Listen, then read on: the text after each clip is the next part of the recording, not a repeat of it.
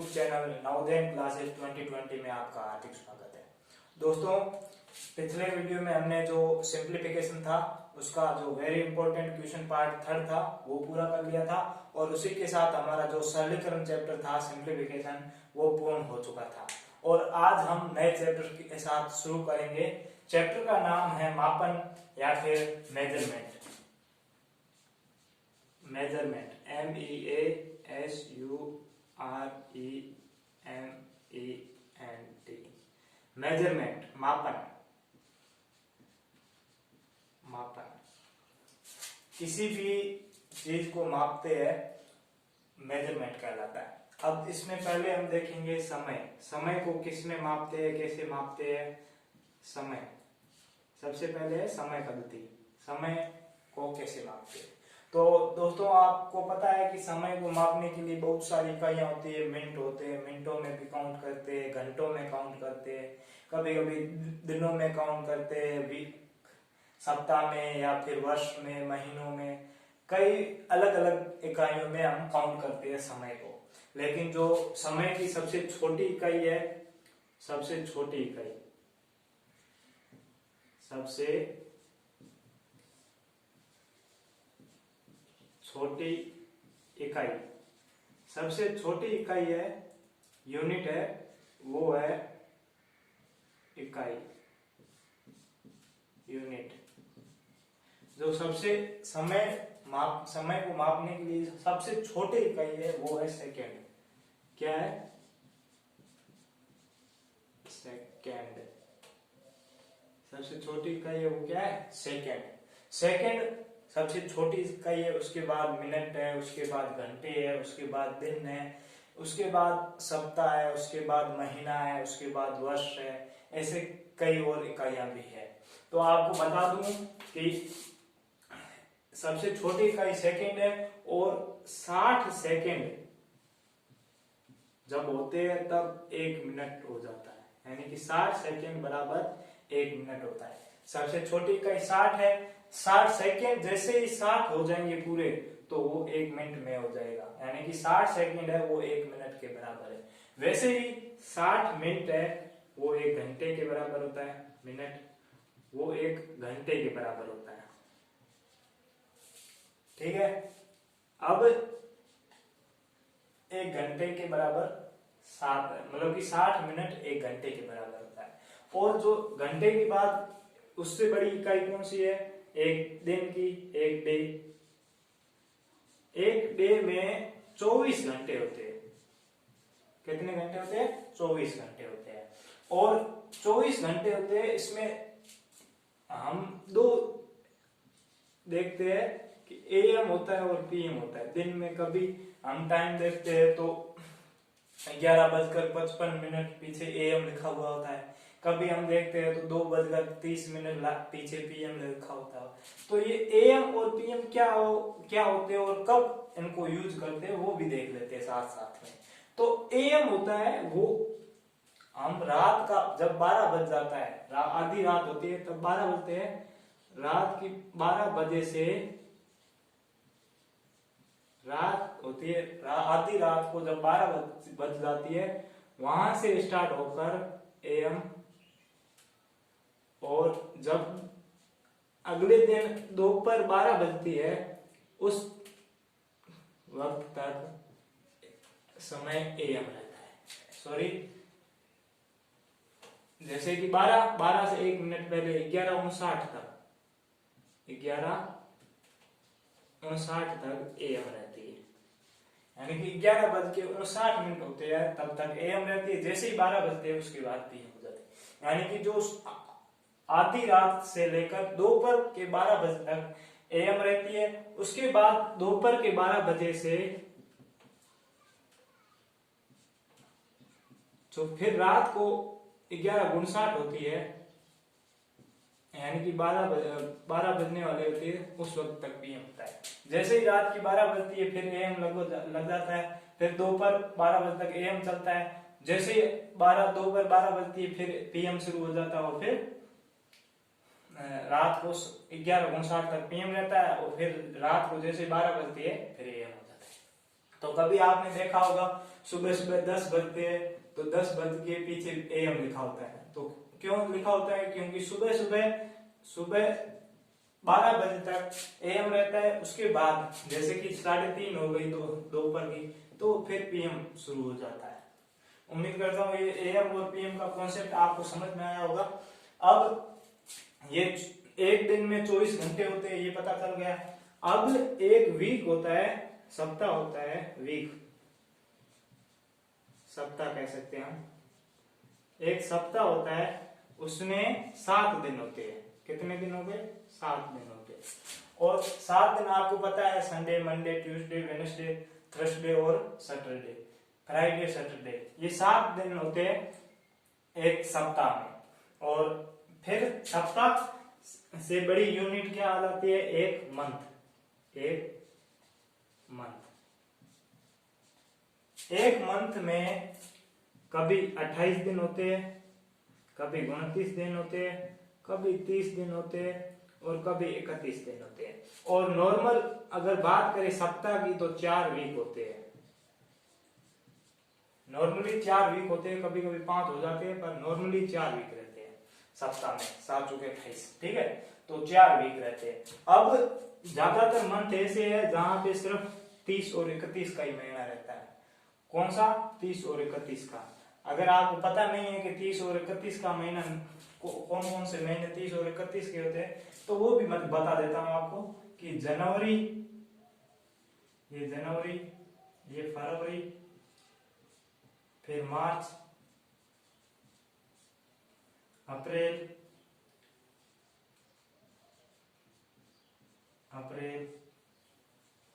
मई, जून, जुलाई, अगस्त, सितंबर, अक्टूबर, नवंबर और दिसंबर। एक मंथ में 28, 29 या 30, 31 दिन होते हैं। अब हम इनको कैसे काउंट करना है? सबसे पहले आपको ये एक चीज का ध्यान रखना है, फरवरी होती है 28 या 29 की, 28 और 29 की। उसके अलावा जितने भी मंथ है वो सब होते हैं 30 या 31 के। अब हमें पता नहीं है कैसे काउंट करना है, तो एक मुक्का होता है, ये एक हाथ है, उसको एकदम मुट्ठी बंद कर लेनी। उसके बाद ये टोच होते हैं, इनको देखना है। ये ऊपर आएगा तो 31 होगा, अगर नीचे आया तो 30 होगा। तो ये जनवरी ऊपर पीछे से काउंट करना है। जनवरी, तो जनवरी कितना आ गया? 30, सॉरी ऊपर है तो 31। फिर फरवरी नीचे चला गया, फरवरी हमें पता है 28 या 29 दिन होते हैं। फिर मार्च, फिर ऊपर आ गया तो यहाँ पे फिर 31 दिन। फिर ये मार्च के बाद अप्रैल अंदर गया तो अप्रैल में 30 दिन। उसके बाद मई में ऊपर आ गया तो ये 31 दिन। फिर जून में पीछे अंदर चला गया तो यहाँ पे 30 दिन। फिर जुलाई में ऊपर आ गया तो ये 31 दिन। अब यहाँ पे समाप्त हो गया जुलाई, फिर पीछे से शुरू करना, ये ऊपर है तो फिर अगस्त में 31 दिन। फिर सितंबर में नीचे आ जाता है तो फिर सितंबर में 30 दिन, और सितंबर में 30 दिन हो गए। फिर अक्टूबर ऊपर है तो अक्टूबर में 31 दिन। फिर नवंबर नीचे चला जाता है तो नवंबर में 30 दिन, और दिसंबर फिर ऊपर आ जाता है तो दिसंबर में 31 दिन। तो ये रहता है महीनों का, कैसे कितने दिन होते हैं। जनवरी में 31 दिन, फरवरी में 28 या 29 दिन, और मार्च में 31 दिन, अप्रैल में 30 दिन, मई में 31, जून में 30, जुलाई में 31, अगस्त में 31, सितंबर में 30 दिन, अक्टूबर में 31 दिन, नवंबर में 30 दिन और दिसंबर में 30 दिन। अब बात ये रहती है कि 28 और 29 दिन कब होते हैं फरवरी में? या 28 दिन होते हैं या 29 दिन होते हैं। तो फरवरी में हमेशा लगभग 28 दिन रहते हैं, और 29 दिन कब हो जाते हैं? जब लीप ईयर आ जाता है। लीप वर्ष कह सकते हैं। लीप ईयर आ जाता है तो उस वक्त ये 28 की जगह दिन 29 हो जाते हैं। तो लीप ईयर कब होगा? जब कोई भी साल है, जैसे कि 2017 है, इसमें हम 4 का भाग देंगे।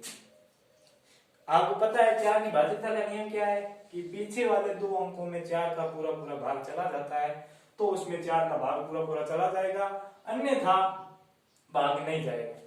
तो 4 का पहाड़ा बोला 17 आया या नहीं आया, तो 17 एकम 17 7 दूनी 4 एकम 4 4 दूनी 8 4 के 12 4 चौक 16 4 पंजे 20 17 नहीं आ रहा है, यानी कि इसमें पूरा पूरा भाग नहीं जा रहा है, यानी पॉइंट ऑन आएगा तो ये इसमें फरवरी 28 की होगी। अब एक और साल ले लेते हैं, 2020 अभी चल रहा है, तो 2020 में 4 का भाग देते हैं, तो पीछे के 2 अंक 20 है, तो 4 एकम 4 4 दूनी 8 4 के 12 4 चौक 16 4 पंजो 20, यानी 5 बार पूरा पूरा भाग जा रहा है, तो इस साल में फरवरी होगी वो 29 की। यानी कि कहने का मतलब ये है कि कोई भी साल है उसमें अगर हम 4 का भाग देते हैं, उसमें पूरा पूरा भाग चला जाता है, तो उस साल में फरवरी 29 की होगी। अगर भाग पूरा पूरा न जाके कोई पॉइंटों में आ जाता है तो फरवरी 28 साल की होगी। अभी आपको यकीन नहीं हो रहा है तो अभी 2020 चल रहा है, आप भले कैलेंडर चेक कर सकते हैं, फरवरी 29 होगी। तो ये तो आपको समझ में आ गया। अब मंथ के ऊपर क्या होता है, एक ईयर होता है, एक साल होता है, साल इंग्लिश में इसे ईयर कहते हैं। इसमें 12 महीने होते हैं, 12 महीने होते हैं, MONTH, यहाँ पे 12 महीने होते हैं और 52 सप्ताह होते हैं। कितने सप्ताह होते हैं, 52 वीक होते हैं। अब दिनों की बात करें तो दिन 365 होते हैं, 365 दिन और 366 दिन, 366 डे। अब जब जब फरवरी 28 की होगी तब तब इसमें एक साल में 365 दिन होंगे, और जब जैसे ही फरवरी जिस साल में 29 हो गई उसमें 366 दिन होंगे। यानी कि इस साल 2020 में फरवरी 29 है, तो पूरे साल में कुल दिन कितने हैं, 366 है। इसलिए जिस साल में 366 दिन होते हैं उसे लीप ईयर भी कहते हैं। अभी मैंने आपको बताया लीप ईयर, फरवरी जिसमें है उसको लीप ईयर भी कहते हैं। तो अभी हमारा जो साल चल रहा है 2020 वो लीप ईयर है। तो ये था आज का, मतलब कि समय को कैसे मापते हैं, इसकी इकाइयां क्या क्या है, ये आज हमने देख लिया। और इस पर एक आधारित जो नवोदय विद्यालय में प्रश्न किस प्रकार से पूछे जाते हैं वो आपको एक समझा देता हूँ, और उसके बाद जो इम्पोर्टेंट प्रश्न है वो मैं अगले पार्ट जो very important question part first होगा उसमें बताऊंगा। तो इसमें पहला क्वेश्चन देख लेते हैं। पहला क्वेश्चन क्या कह रहा है, क्वेश्चन नंबर 1। तो क्वेश्चन 1 कह रहा है एक रेलगाड़ी एक रेलगाड़ी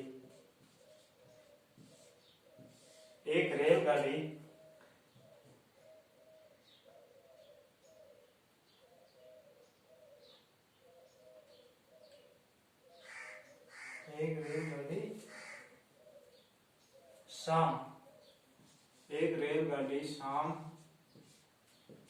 5:40 बजे 5:40 बजे मुंबई से चलती है।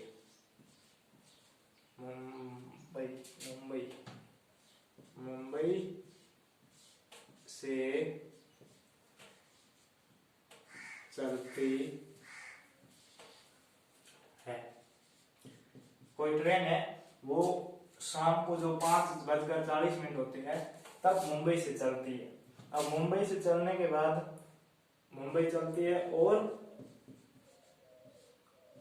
अगले दिन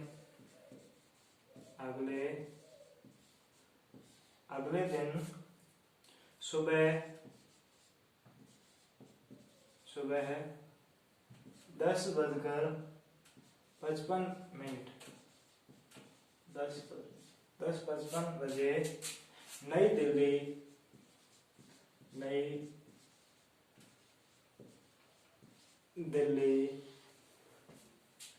दिल्ली में पहुंचती है।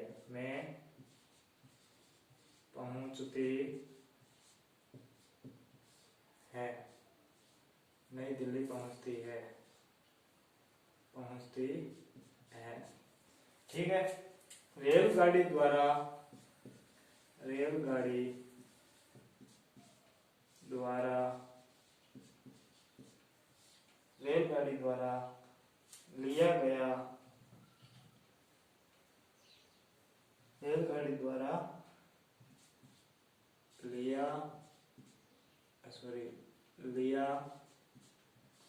गया कुल समय ज्ञात करो। ठीक है। तो ये क्वेश्चन क्या कह रहा है कि एक रेलगाड़ी है, आपको पता ट्रेन होती है, एक रेलगाड़ी है, वो शाम को 5:40 पर मुंबई से रवाना होती है और मुंबई से रवाना होने के बाद अगले दिन जो सुबह 10:55 पर नई दिल्ली पहुंच जाती है। तो रेलगाड़ी द्वारा जो ये सफर तय किया गया था उसमें कुल कितना समय लगा, तो इसको आपको क्या करना है कि 12 बजे तक याद करना। अब ये शाम को 5:40 हो गई है, अब 5:40 के बाद 12 कौन सी आती है, रात को आती है, तो फिर रात की 12 बजे तक कितना समय हुआ, उसके बाद अगला कितना समय है, तो बाद में 12 बजे तक समय काउंट करना, न कि इन दोनों को सीधा जोड़ते हैं। ठीक है। तो अब दोनों को 12 बजे तक, शाम के 12 बजे तक समय, ये 12 बजे रात 12 बजे तक कुल समय, तो रात को 12 बजे तक कुल कितना समय लिया गया, तो 12 बजे तक देख लो कि 12 बजे तक कितना, शाम को 5:40 पर रवाना हुई थी, तो यहाँ पे 40 मिनट पे रवाना होगी। ठीक है। अब 40 मिनट पर रवाना होगी। अब क्या करना है, अब इसमें से 12 में से 5:40 को घटा देना है। ठीक है। 5:40 को घटा देना है, तो यहाँ पे 0 है और यहाँ पे 40 मिनट है, 0 में 40 मिनट नहीं जाएंगे, तो आपको पता है ये घंटे है, ये मिनट है, तो यहां से 1 घंटा उधार लेंगे, तो यहाँ पे पीछे बच जाएंगे 11 घंटे। ठीक है। यहाँ पे 1 घंटा उधार लिया, यहाँ पे मिनट है, तो 1 घंटे में मैंने कितने मिनट बताए थे, 60 मिनट में 1 घंटा होता है, तो यहाँ पे 60 मिनट और यहाँ पे 11 घंटे बच गए। अब 60 मिनट में अगर 40 मिनट घटाएंगे तो पीछे 20 मिनट बचेंगे, और 11 घंटे में 5 घंटे घटाएंगे तो पीछे 6 घंटे बचेंगे। यानी रात को 12 बजे तक कितना समय हो गया, 6 घंटे 20 मिनट का। अब आगे का समय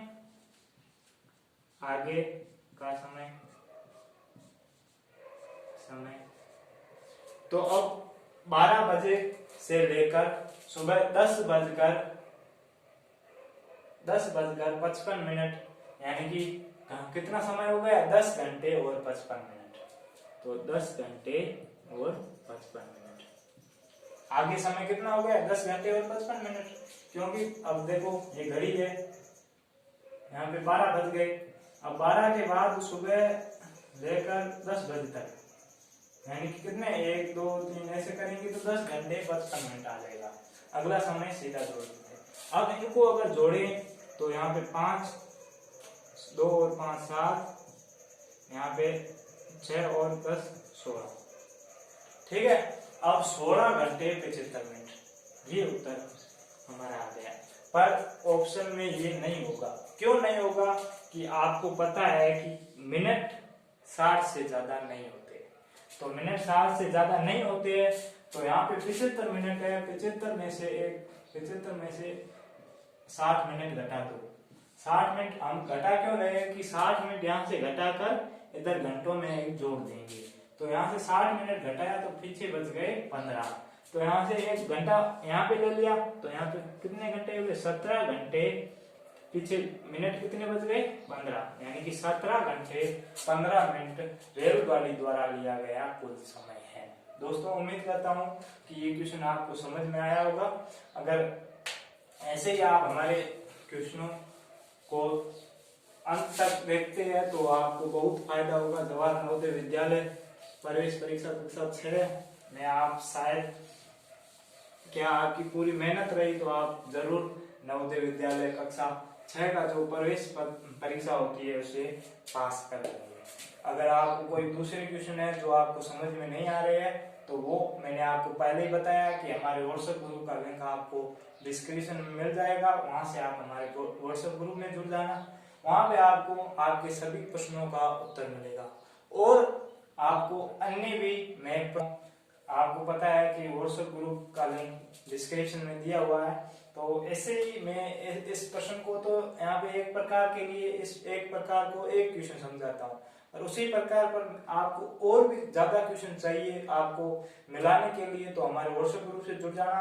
वहां पे आप जिस चैप्टर के कहोगे उस चैप्टर के आपको वहां पे क्वेश्चन मिल जाएगा और क्वेश्चन को आप सोल्व करते रहना। उसके बाद अगर आपको कोई समस्या आती है तो हमें बताना कि इसमें समस्या है तो हम उसका आपको समाधान करके देंगे।